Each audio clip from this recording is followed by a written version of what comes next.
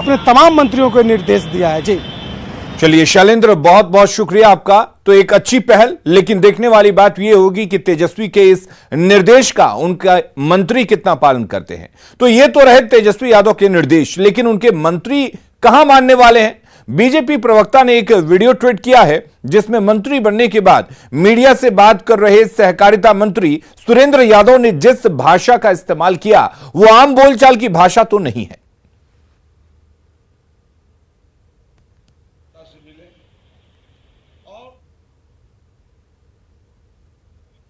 मगध प्रमंडल में तो ये तो अच्छा बात रहेगा। उस बिहार आपका फोटो तो समझे मंत्री सिखारा जसराज जी मगध प्रमंडल में तो ये तो अच्छा बात रहेगा। उस बिहार आपका फोटो तो समझे मंत्री सिखारा जसराज जी। बिहार सरकार के नए मंत्री सुरेंद्र प्रसाद यादव सभी तरह के अनुभवों से परिपूर्ण हैं। एक उनका पुराना दबंग इतिहास रहा है, वो ज्ञान से भी भरे हुए हैं। कभी विधायक रहते हुए वो डीएसपी की परीक्षा बीपीएससी की क्वालिफाई कर गए थे और अब मंत्री बने हैं। तो कम से कम मंत्री जी को थोड़ा सा जुबान पर भी थोड़ा काबू रखना चाहिए था। और चलिए इस बीच एक बड़ी खबर, पटना से बड़ी खबर है। कांग्रेस की मांग पर आरजेडी ने जवाब दिया है। 2 और मंत्री की मांग कांग्रेस की तरफ से उठ रही थी, उस पर आरजेडी ने कहा है कि सभी की राय से मंत्रिमंडल बना है, सभी पार्टियों ने मिलकर यह फॉर्मूला तय किया। कांग्रेस अपनी मांग सोनिया गांधी और राहुल गांधी के पास रखे, नीतीश और तेजस्वी इस पर फैसला लेंगे। सभी दलों की इच्छा होती है कि ज्यादा से ज्यादा उनकी पार्टी के मंत्री बने। आरजेडी प्रवक्ता मृत्युंजय तिवारी ने यह बयान दिया है।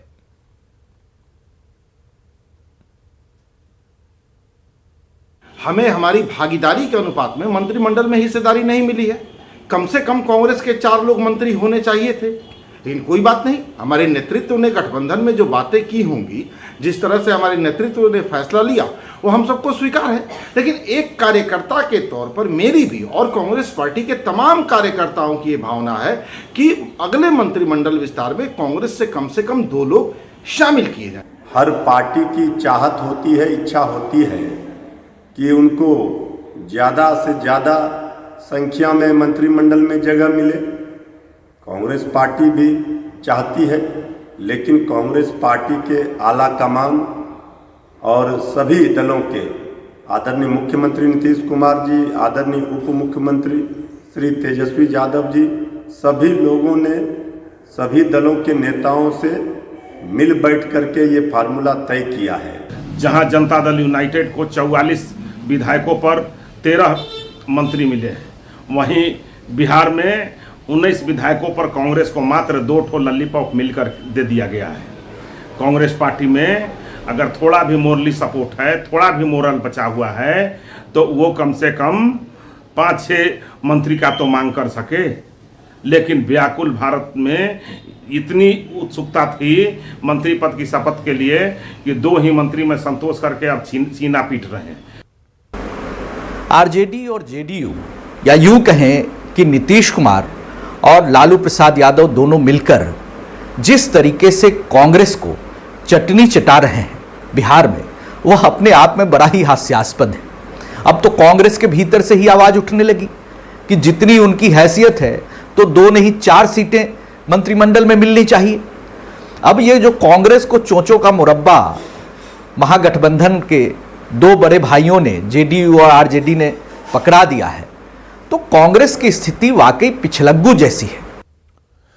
और बिहार में सूखे की स्थिति का जायजा लेने के लिए मुख्यमंत्री सड़क मार्ग से मुंगेर प्रमंडल के लिए रवाना हो चुके हैं। मौसम खराब होने की वजह से नीतीश कुमार हवाई सर्वेक्षण नहीं कर सके।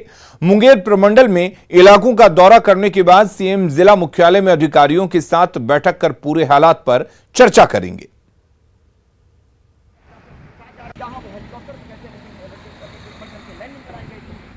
और वहीं सीएम मुंगेर जाने के दौरान शेखपुरा में रुके और सड़क किनारे स्थित खेतों का निरीक्षण किया। सीएम ने वहां के अधिकारियों से किसानों की स्थिति के बारे में भी जाना।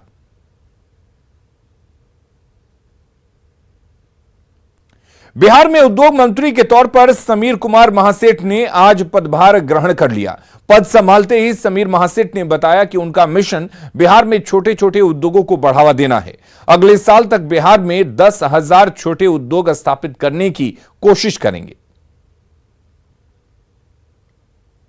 इस वक्त हमारे साथ मौजूद हैं बिहार के नए उद्योग मंत्री समीर महासेठ। समीर जी, आपको बहुत बहुत बधाई।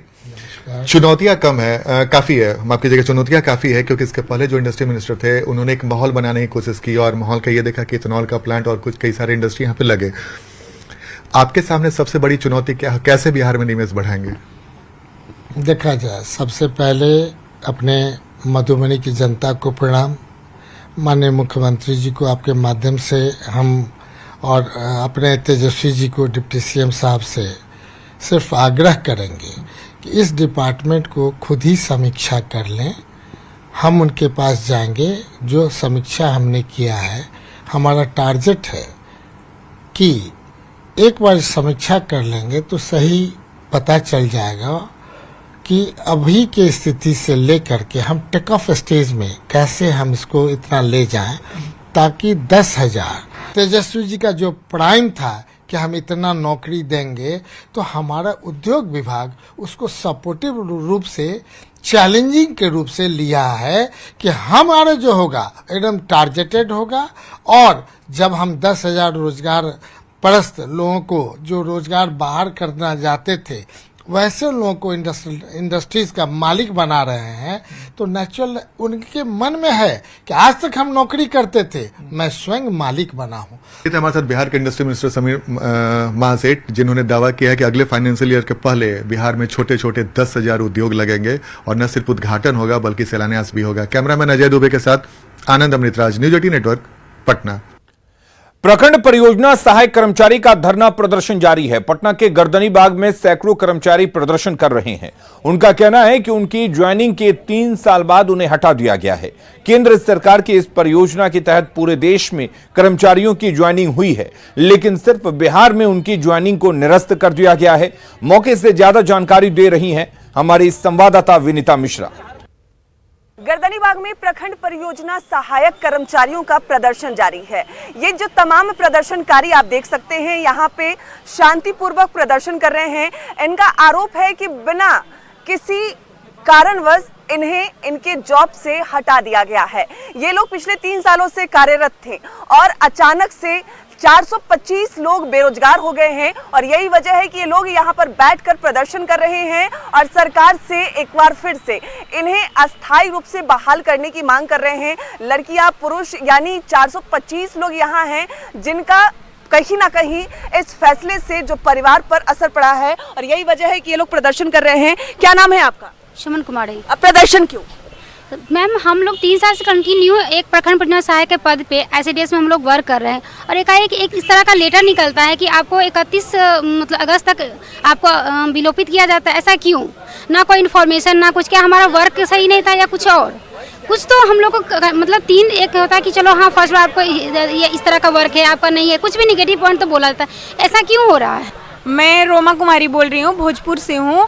ये सरकार कितने इसमें भाई बहन हैं जो कि इसी नौकरी पे डिपेंड है। कितनी बहनें हैं उनकी एज एक्सपायर होने जा रही है। अगर मान लेते हैं कि ऐसा कुछ होता है तो वो लोग, उनकी फैमिली, सारे लोग सड़क पे आ जाएंगे। बताइए इसमें क्या किया जाए? जो 10/8/2022 को निदेशक महोदय के द्वारा जारी किया जाता है उसमें ये लिखा जाता है कि आपके पद को, प्रखंड परियोजना सहायक के पद को 31 अगस्त 2022 के उपरांत विलोपित किया जाता है और ये पद को प्रेषण सभी जिला प्रोग्राम पदाधिकारी बिहार को किया जाता है। इस पद को हटा देने से हम लोग 425 जो कर्मचारी हैं, ये भी कहीं उल्लेख नहीं किया जाता है जो पहले से कार्यरत कर्मचारी हैं वो कहाँ रहेंगे। यादव से मुलाकात की है आप? जी, मुलाकात की। उन्होंने आश्वासन दिया है कि हम अभी सरकार में आए, हम 25-26 तक इसको देखते हैं। वुमेन जो जितनी महिलाएं हैं उनका भी यही कहना है कि सरकार महिलाओं के लिए काम करती आ रही है और महिलाओं को भी जिस तरीके से सरकार आगे बढ़ा रही है उनके लिए सोचना चाहिए और कुछ सोच समझकर फैसला करना चाहिए और यही वजह है कि इनका प्रदर्शन, इनका धरना यहाँ पे लगातार जारी है। विनीता मिश्रा,